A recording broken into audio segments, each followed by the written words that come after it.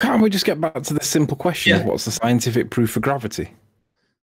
Very good question, Anthony. It's shocking you should ask that, because you know what? We've got a scientist on the panel. I don't know if he's actually a scientist. He just says he is. But maybe you'd like to ask him that very question, Anthony.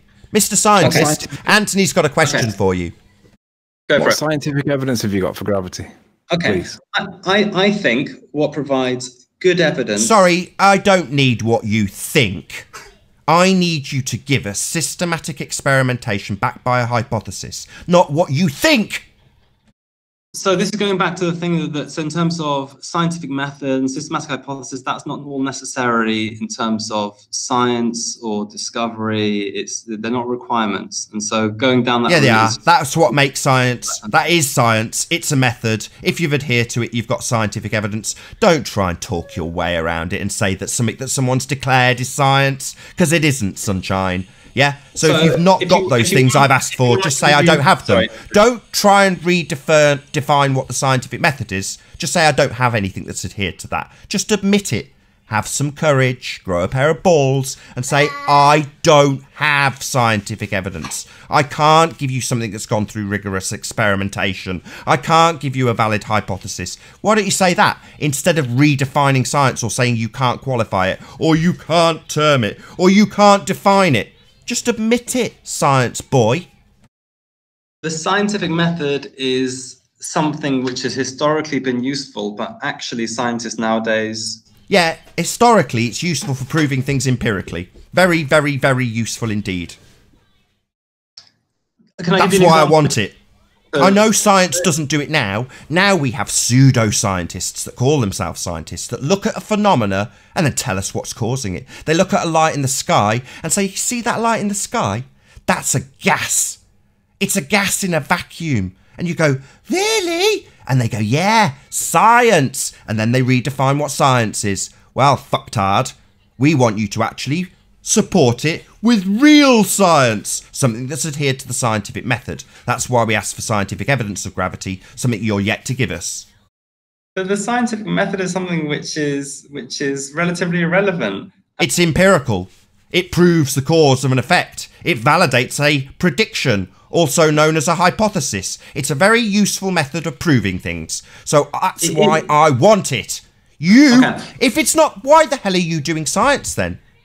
You seem to be telling us how utterly invalid your profession is. Why would you do that? I'm saying that science has evolved beyond the scientific method, and I can give you an that's example. our problem with it. That's the issue. Interesting. Yeah, scientific method's empirical, and science, this entity that you think it is when you reify this term science, has suddenly evolved. Like science, a method, is capable of evolution. You're reifying science, sunshine. I'll give you an example of where a hypothesis is not always a useful thing. A hypothesis is a scientific prediction. An experiment is a hypothesis test. So if you are to assert that it's not useful, then it's not science. So it can be useful, but it's not always if you're doing science, it's very useful because it is science. So a hypothesis is definitely needed if you're going to do hypothesis tests, otherwise known as experiments. So again, don't try and talk me around why we want science. You're supposed to be a scientist, but you're going to tell me how science isn't really this method, and it's actually the words of man, and that science, a method, has evolved because you seem to have a reification fallacy disorder. Science doesn't evolve, it's just a method. And I want you to provide something that's been through that method that backs your fundy belief in gravity. Do you have it or not? Okay, I can give you. So I'll try and bring it all together, right? Let's get away from the scientific method argument because no. I'm asking for scientific evidence of gravity, and you're saying let's get away from the science of it. No, scientist. You'd expect the scientist on the panel to be the one person who wants to go to the scientific method. I've got to agree with Nathan. Okay, so if you guys want, I can give you guys an example of where hypothesis is not always the most useful way of tackling science. No, it is science. Experiments are hypothesis tests.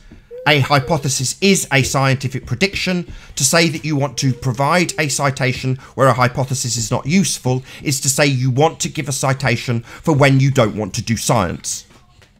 Oh, I can give you lots of citations as to people saying that the scientific method is relatively irrelevant. Okay. Oh, well, they would if they were pseudoscientists. I would want to discredit an empirical method and say it's not very useful if I was going to assert that a light in the sky is a gas in a vacuum. I'd find it very useful to say, let's not bother with the empirical method. Let's just redefine the term science to mean what I say, rather than something that's gone through systematic experimentation based on a hypothesis after observing a phenomena in the natural world. Let's ignore that method, because I just want to assert something. For example, gravity. If I can change the meaning of science, when someone asks me for science, I'll just say, I arbitrarily assign what down is, and then call it a force. And that's science. No, it isn't. Science is a method, something that doesn't evolve, it doesn't have lips, it doesn't have papers, it doesn't peer review. It's just a method. If you adhere to it, you prove or disprove your hypothesis, otherwise known as a scientific prediction. Now, if you've not got that, that's your tough luck, Fundy.